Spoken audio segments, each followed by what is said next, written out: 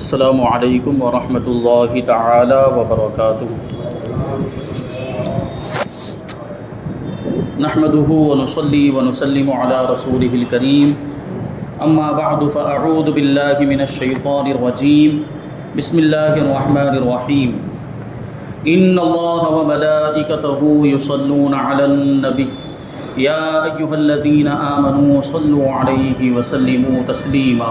اللہم صل علی سیدنا ومولانا محمد معدن الجود والکرم وآلہ الکرام وابنہ الکریم وبارک وسلم صلاۃ وسلاما علیک یا رسول اللہ صلی اللہ تعالی علیہ وسلم۔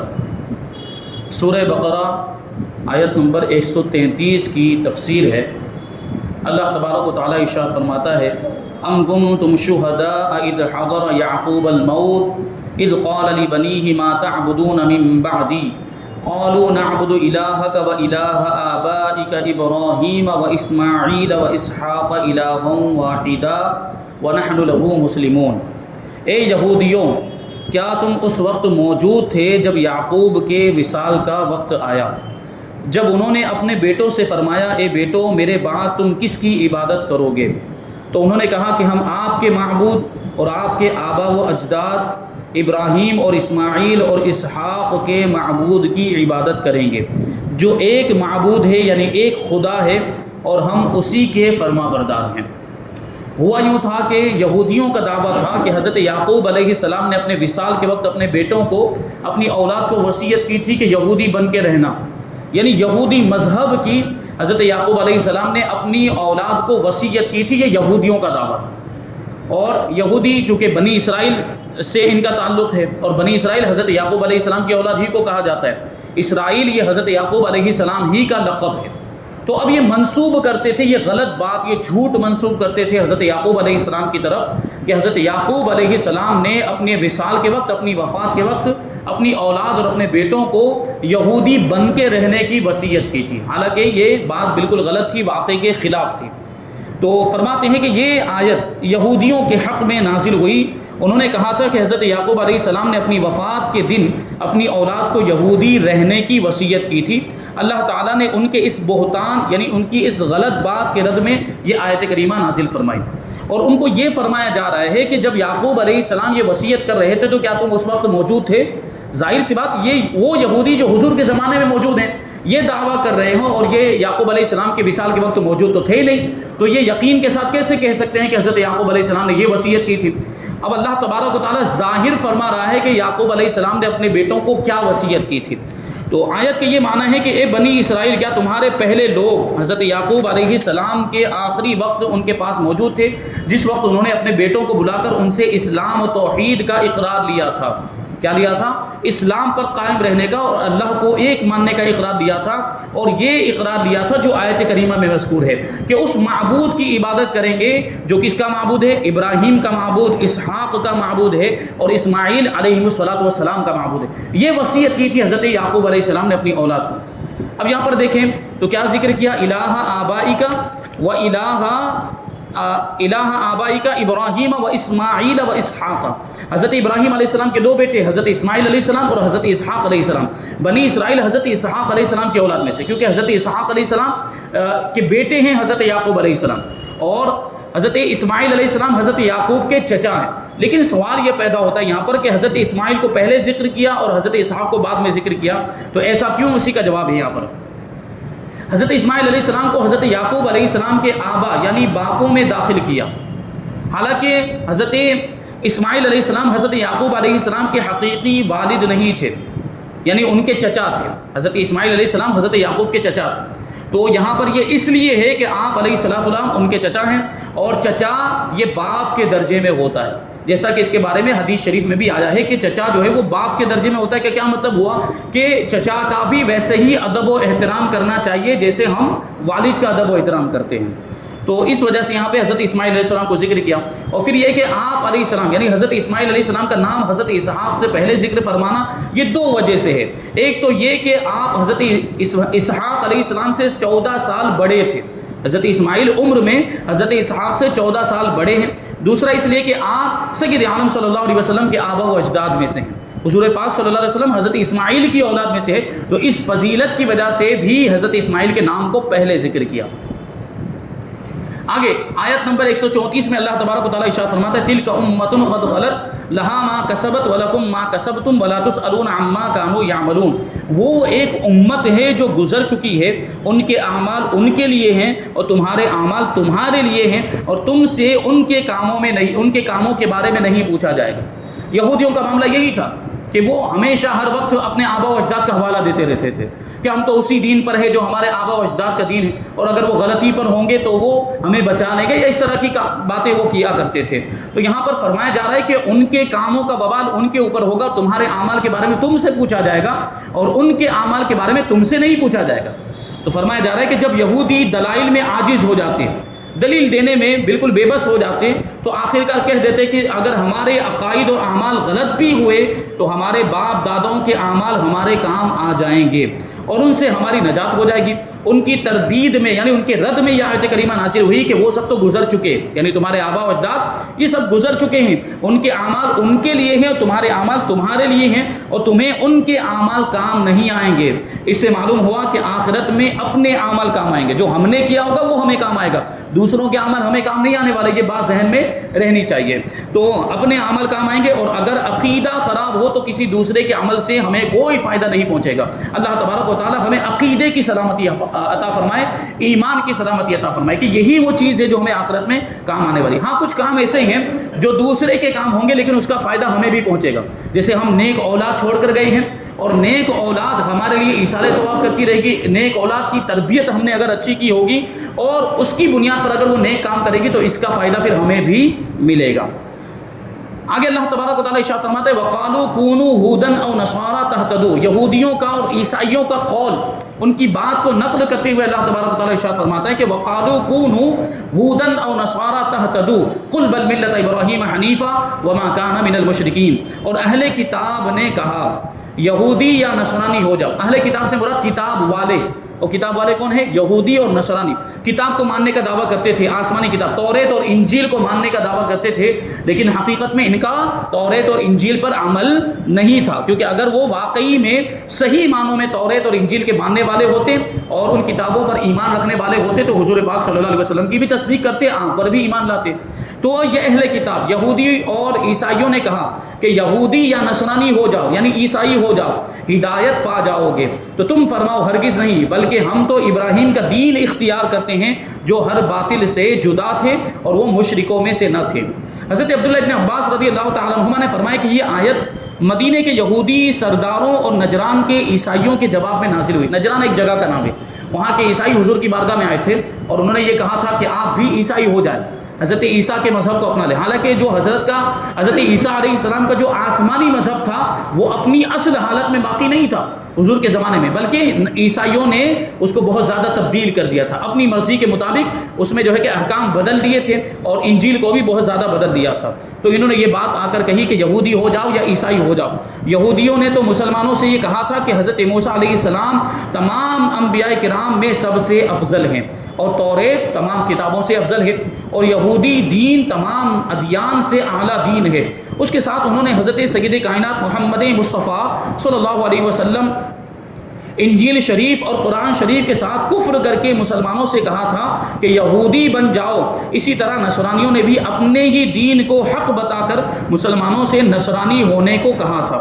اس پر یہ آیت کریمہ نازل ہوئی اور ارشاد فرمایا بل ملت ابراہیم حنیفہ، کہ اے حبیب صلی اللہ علیہ وسلم آپ یہودیوں اور عیسائیوں کو جواب دے دیں کہ جب کسی کی پیروی ضروری ہے تو ہم حضرت ابراہیم علیہ السلام کے دین کی پیروی کرتے ہیں جو کہ تمام فضائل کا جامع، یعنی وہ جو دین ہے حضرت ابراہیم علیہ السلام کا جو دین اور مذہب ہے اس میں ساری فضیلتیں موجود ہیں، اور حضرت ابراہیم علیہ السلام ہر باطل سے جدا تھے، یعنی کبھی بھی کوئی بھی غلط کام انہوں نے نہیں کیا، اور وہ مشرکوں میں سے نہ تھے، کیونکہ یہودی اور عیسائیوں نے تو شرک بھی کر دیا تھا۔ یہودیوں میں بھی ایک طبقہ وہ تھا جو حضرت عزیر علیہ السلام کو اللہ کا بیٹا کہتا تھا اور اس کی وجہ سے وہ بھی مشرک ہو گئے، اور عیسائی حضرت عیسیٰ علیہ السلام کو اللہ کا بیٹا کہتے تھے، ان کو خدا مانتے تھے، تو یہ بھی مشرک۔ اور جو مشرکین عرب تھے، عرب کے کفار تھے، وہ تو مشرک تھے ہی، بہت سارے بتوں کی پوجا کرتے تھے۔ تو اس میں اشارتاً یہودیوں، عیسائیوں اور ان تمام لوگوں کا رد کیا گیا تھا کیا گیا ہے جو مشرک ہونے کے باوجود ملت ابراہیمی کی پیروی کا دعویٰ کرتے تھے، یعنی شرک کرتے ہیں، یہودی بھی شرک کرتے ہیں، عیسائی بھی شرک کرتے ہیں، اور جو مشرکین عرب ہے وہ بھی مشرک اور شرک کرنے والے تھے، اس کے باوجود کیا کہتے تھے کہ ہم تو حضرت ابراہیم کے ماننے والے ہیں۔ تو ان کو یہ کہا جا رہا ہے، ان کا یہ رد کیا جا رہا ہے، اور ان کے بارے میں یہ فرمایا جا رہا ہے کہ یہ جو دعویٰ کرتے ہیں یہ دعوے میں جھوٹے ہیں۔ یہ لوگ کہتے ہیں، اپنے آپ کو ابراہیمی بھی کہتے ہیں کہ ہم ابراہیمی ہیں، ابراہیم علیہ السلام کے ماننے والے، اور پھر شرک بھی کرتے ہیں۔ اب ابراہیم علیہ السلام کو ماننے کا دعویٰ ایک طرف کر رہے ہیں، دوسری طرف شرک کر رہے ہیں، یہ کیسا ماننے کا دعویٰ ہو؟ اگر واقعی حضرت ابراہیم علیہ السلام کے ماننے والے ہوتے تو شرک نہ کرتے، کیونکہ حضرت ابراہیم علیہ السلام نے کبھی بھی شرک نہیں کیا۔ آپ نے واقعات سنے ہوگے، بچپن میں آپ کے چچا، وہ آپ کا چچا آزر بتوں کو دے کر بازار میں بیچنے کے لیے بھیجتا تھا، تو آپ کیسے لے کر جاتے تھے؟ بت کی گردن میں رسی باندھ کر اس کو گھسیٹ کر لے کر جاتے تھے، اس کی عاجزی کو ظاہر کرنے کے لیے کہ یہ بت جس کو معبود بنایا ہوا ہے، جس کو خدا بنائے، وہ اپنے آپ کو بچا ہی نہیں سکتا، اس کو گھسیٹ کر اس کو اتنا ذلیل کرتے تھے حضرت ابراہیم علیہ السلام، کیونکہ اللہ کے نبی وہ کبھی بھی گناہ کر ہی نہیں سکتے، اور شرک تو پھر کتنا بڑا گناہ ہے، صغیرہ گناہوں سے بھی اللہ کے نبی پاک ہوتے ہیں، تو شرک کیسے کر سکتے تھے؟ اس لیے فرمایا گیا کہ حضرت ابراہیم علیہ السلام مشرک نہیں تھے۔ یہ جو دعویٰ کر رہے ہیں حضرت ابراہیم علیہ السلام کو ماننے کا، ان کی پیروی کرنے کا، اگر واقعی ان کی پیروی کرنے والے ہوتے تو کبھی بھی یہ شرک نہ کرتے۔ تو وہی کہہ رہے ہیں، حالانکہ ابراہیمی وہ ہے حقیقت میں جو حضرت ابراہیم علیہ السلام کے دین پر ہو، اور حضرت ابراہیم علیہ السلام مشرک نہ تھے، جبکہ تم مشرک ہو، یعنی یہود و نصارہ کو مخاطب کر کے کہا جا رہا ہے، تو پھر تم ابراہیمی کیسے ہو گئے؟ اس سے دو مسئلے معلوم ہوئے۔ ایک یہ کہ حضرت ابراہیم علیہ السلام کو اللہ تبارک و تعالیٰ نے وہ مقبولیت عامہ بخشی ہے کہ ہر دین والا ان کی نسبت پر فخر کرتا ہے۔ آج بھی یہود و نصارہ اور دوسرے مذہب کے ماننے والے لوگ بھی، آسمانی مذاہب کے ماننے والے، یہ اس بات پر فخر کرتے ہیں کہ ہم حضرت ابراہیم علیہ السلام کے ماننے والے، اور ان سے ہم کو نسبت حاصل ہے۔ ایک بات میں نے اس سے پہلے عرض کی تھی کہ ابھی مغربی ممالک میں، ویسٹرن کنٹریز میں یہ فتنہ ابھی پھیل رہا ہے، اور ایک مذہب نیا وہ لوگ ایجاد کر رہے ہیں جس کو انہوں نے نام دیا ہے ابراہمیہ۔ انہوں نے کیا نام دیا ہے نئے مذہب کو؟ ابراہمیہ، اور اس میں ان سارے لوگوں کو شامل کرنا چاہتے ہیں جو کہیں نہ کہیں حضرت ابراہیم علیہ السلام سے عقیدت رکھتے ہیں، اور حضرت ابراہیم علیہ السلام کی پیروی کرنے کا دعویٰ کرتے ہیں، اور حضرت ابراہیم علیہ السلام کو مانتے ہیں، ان پر ایمان رکھتے ہیں۔ تو ہم بھی تو حضرت ابراہیم علیہ السلام کو مانتے ہیں، ان کی نبوت کا اقرار کرتے ہیں، اور اسی طرح یہودی بھی مانتے ہیں، عیسائی بھی مانتے ہیں، اور دوسرے آسمانی مذاہب کے ماننے والے بھی حضرت ابراہیم علیہ السلام کے تعلق سے اچھا گمان رکھتے ہیں، اور ان کی خوبیوں کا اعتقاد رکھتے ہیں۔ تو ایک ابراہیمیہ مذہب تیار کر رہے ہیں تاکہ ان سب کو جوڑ دیا جائے، مسلمانوں کو جوڑ دیا جائے، یہود و نصارہ کو جوڑ کر ایک مذہب بنا دیا جائے۔ حالانکہ پہلے یہ بات بتائی جا چکی ہے کہ اسلام کے آ جانے کے بعد کسی بھی دوسرے مذہب کی پیروی جائز ہی نہیں ہے، اور اسلام کے علاوہ اب کوئی بھی دوسرا مذہب یہ قابل عمل ہو ہی نہیں سکتا، کیونکہ سارے ادیان جو آسمانی مذاہب تھے، اب یہ غور کرنے کی بات، یعنی جو صحیح اور اصل مذاہب تھے، جو نبی لے کر آئے تھے، جو موسیٰ لے کر آئے، جو عیسیٰ لے کر آئے، جو ابراہیم لے کر آئے، جو داؤد لے کر، جو سارے انبیاء اکرام جو مذاہب لے کر آئے تھے، جب وہ اصل مذاہب جو حق مذہب تھے جب وہ منسوخ ہو گئے، جو باطل مذہب ہے اس پر عمل کرنا کیسے جائز ہو سکتا ہے؟ اب اسلام کے علاوہ کسی بھی اور مذہب پر عمل کرنا یہ جائز نہیں ہے، اور اسلام کے علاوہ اگر کسی اور مذہب کو اختیار کرے گا تو وہ کافر شمار ہوگا۔ تو یہاں پر حضرت ابراہیم علیہ السلام کی یہ خوبیاں بیان کی گئی۔ آگے اللہ تبارک و تعالیٰ ارشاد فرماتا ہے، آیت نمبر 136، قولوا آمنا باللہ وما انزل الینا وما انزل الی ابراہیم واسماعیل واسحاق ویعقوب والاسباط وما اوتی موسیٰ وعیسیٰ وما اوتی النبیون من ربہم لا نفرق بین احد منہم ونحن لہ مسلمون۔ اے مسلمانوں تم کہو ہم اللہ پر اور جو ہماری طرف نازل کیا گیا ہے اس پر ایمان لائے۔ ہماری طرف کیا نازل کیا گیا؟ قرآن پر ہم ایمان لائے، اور اس پر جو ابراہیم اور اسماعیل اور اسحاق اور یعقوب اور ان کی اولاد کی طرف نازل کیا گیا، یعنی دوسری آسمانی کتابوں پر ہم ایمان لاتے ہیں، اور موسیٰ اور عیسیٰ کو دیا گیا اس پر بھی ہم ایمان لاتے ہیں، اور جو باقی انبیاء کو ان کے رب کی طرف سے عطا کیا گیا اس پر بھی ہم ایمان لائے۔ ہم ایمان لانے میں ان میں سے کسی کے درمیان فرق نہیں کرتے، اور ہم اللہ کے حضور گردن رکھے ہوئے، یعنی انبیاء کرام پر ہم سارے انبیاء کرام پر ایمان لاتے ہیں، ان میں فرق نہیں کرتے کا مطلب یہ ہے کہ ہم ایسا نہیں کرتے کہ ایک نبی پر ایمان لائیں اور ایک نبی کا انکار کر دیں، نہیں، بلکہ ہم سارے نبیوں کو نبی مانتے ہیں، سارے نبیوں کی نبوت اور سارے رسولوں کی رسالت کا اقرار کرتے ہیں اور ان پر ایمان لاتے ہیں۔ تو یہاں پر یہ جو فرمایا جا رہا ہے قولو کہ اے مسلمانوں تم کہہ دو، تو یہاں انبیاء کرام علیہ الصلوۃ کے متعلق چند باتیں یاد رکھنی چاہیے۔ پہلی بات یہ کہ تمام انبیاء کرام علیہ الصلوۃ اور تمام کتابوں پر ایمان لانا ضروری ہے۔ تمام کتابیں یعنی آسمانی کتابیں، تمام آسمانی کتابیں اور تمام آسمانی صحیفے جو نبیوں پر نازل ہوئے، جو رسولوں پر نازل ہوئے، جو اللہ کا کلام ہے، ان پر ایمان لانا ضروری ہے۔ جو کسی ایک نبی یا ایک کتاب کا بھی انکار کر دے وہ کافر ہے۔ اور انبیاء کرام علیہ السلام کی تعداد مقرر نہ کی جائے، کیونکہ انبیاء کرام علیہ السلام کی تعداد کسی قطعی دلیل سے ثابت نہیں، یعنی یقینی طور پر معلوم نہیں، صرف اندازہ بتایا جاتا ہے۔ جو 1,24,000 جو انبیاء کرام کی تعداد بتائی جاتی ہے یہ ایک اندازہ ہے، تو اس وجہ سے اس کے ساتھ جو لفظ جوڑا جاتا ہے وہ کیا ہے؟ کم و بیش۔ یہ لفظ جوڑنا بہت زیادہ ضروری ہے، کم و بیش 1,24,000 انبیاء کرام، کیونکہ اگر ہم نے یہ لفظ نہیں بولا اور ایک تعداد متعین کر دی، یعنی ہم نے یہ یقین کے ساتھ کہہ دیا کہ 1,24,000 ہی نبی تھے، تو پھر کیا ہو جائے گا کہ اگر 1,24,000 سے ایک بھی نبی زیادہ ہوگا تو ہم نے اس کی نبوت کا انکار کر دیا، اور اگر 1,24,000 سے ایک بھی نبی کم ہوگا تو ہم نے غیر نبی کو نبی مان لیا، یہ بھی کفر کا سبب ہے۔ اسی وجہ سے یہ جو لفظ ہے کم و بیش، یہ بولنا بہت زیادہ ضروری ہے۔ 1,24,000 کم و بیش انبیاء کرام، کیونکہ سارے نبیوں پر ایمان لانا ضروری ہے۔ دوسرا نمبر، انبیاء کرام علیہ السلام کے درجوں میں فرق ہے، یعنی اللہ تبارک و تعالیٰ نے بعض نبیوں کو اور مقامات اور درجات عطا فرمائے، بعض نبیوں کو اور خصوصیات عطا فرمائی ہیں جو دیگر دوسرے انبیاء کرام کو نہیں ملی۔ جسے ہمارے نبی کو اللہ تبارک و تعالیٰ نے سارے درجات اور ساری فضیلتیں عطا فرماتی۔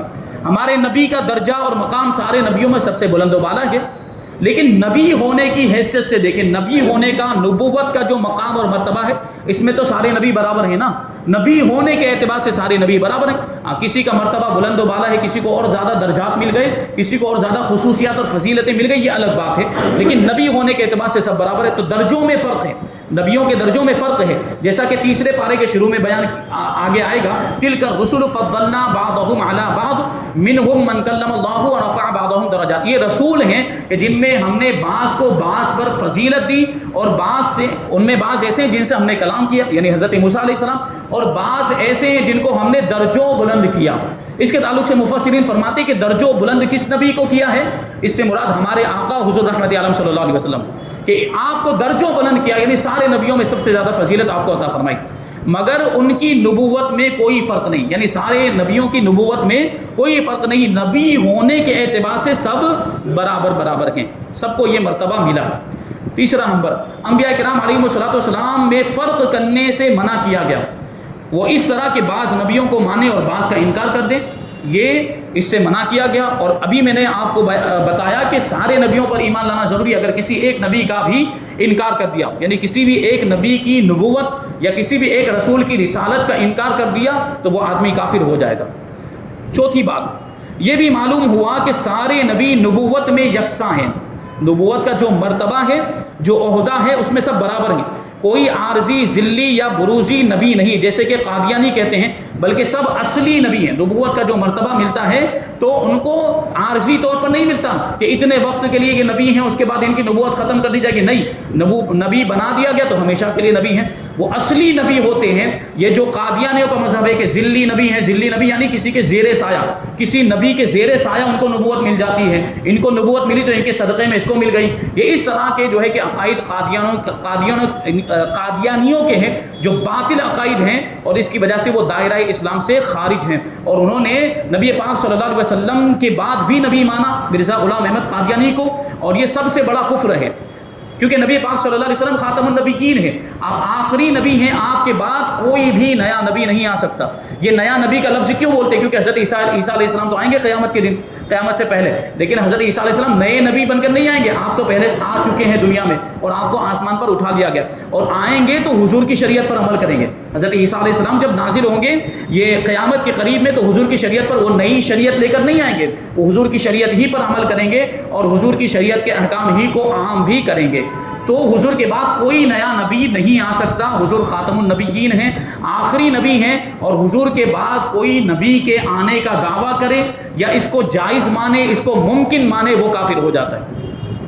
تو یہ دیابانا وہابیوں نے اپنی اپنی کتابوں کے اندر یہی لکھا نا، امکان کو ظاہر کیا، کہ اگر کسی زمانے میں اور کسی طبقے میں کوئی نبی آ بھی جاتا ہے تو حضور کی خاتمیت میں کوئی فرق نہیں آئے گا معاذ اللہ۔ ایک طرف حضور کو خاتم النبیین کہہ رہے ہیں، حضور کو آخری نبی کہہ رہا ہے، اور دوسری طرف کیا کہہ رہا ہے کہ اگر کوئی نیا نبی آ بھی جاتا ہے تو حضور کے آخری نبی ہونے میں کوئی فرق نہیں آئے گا۔ کتنی بڑی بے وقوفی والی بات ہے۔ ایک طرف کہہ رہا ہے کہ نیا نبی آ بھی سکتا ہے، اور دوسری طرف حضور کو خاتم النبیین بھی کہہ رہا ہے۔ جب حضور خاتم النبیین ہیں، جب حضور آخری نبی ہیں، تو پھر حضور کے بعد نبی کیسے آ سکتے؟ یہ وہابیوں نے دروازہ کھولا، وہابیوں نے امکان پیدا کیا کہ آخری نبی آ سکتا ہے، اور اس کا فائدہ اٹھا کر مرزا غلام احمد قادیانی نے دعویٰ کر دیا کہ میں اللہ کا نبی ہوں۔ انہوں نے دروازہ کھولا ہے، ان کی کتابوں کے اندر لکھی ہوئی یہ ساری باتیں ابھی تک موجود ہیں، ابھی تک انہوں نے کتابوں میں سے ہٹایا نہیں، ابھی بھی یہ موجود ہیں ان کی کتابوں کے اندر۔ اور یہ جو بھولی عوام ہے، جو بھولے ہمارے مسلمان بھائی ہیں، ان کو بہکاتے ہیں۔ یہ شروعات میں تو اللہ رسول کی بات کریں گے، اللہ رسول کی بات کریں گے، ایسے لے کر جاتے ہیں جھانسے میں پھانس کر۔ اور یہ جو بنیادی عقائد، جو ہمارا بنیادی اختلاف ہے، یہی اختلاف ہے، کفر و شرک والا اختلاف۔ یہ میلاد فاتحہ کا اور یہ پھول چڑھانے کا، چادر چڑھانے کا، یہ بنیادی اختلاف نہیں ہے۔ یہ کفری عقائد، جو کفری عبارتیں وہ ان کے مولوی لکھ کر گئے، ان کے پیشوا لکھ کر گئے، وہ بنیادی اختلاف ہے، جس کی بنیاد پر ان کے اوپر کفر کا فتویٰ لگا۔ دیکھیں یہاں نبی کے بعد نبی ہونے کو ممکن مان رہے ہیں، یہ کفر نہیں تو اور کیا ہے؟ پھر حضور پاک صلی اللہ علیہ وسلم کی شان میں کتنی ایسی گستاخیاں جو ان کی کتابوں میں بھری پڑی ہے، یہ عوام کو نہیں بتاتے، یہ لوگ عوام کے سامنے ظاہر نہیں کرتے۔ کیوں؟ کیونکہ اگر پہلے ہی بتا دیں گے، پہلی ہی ملاقات میں اگر وہ اپنا عقیدہ ظاہر کر دیں گے تو ان کے قریب کون ہوگا؟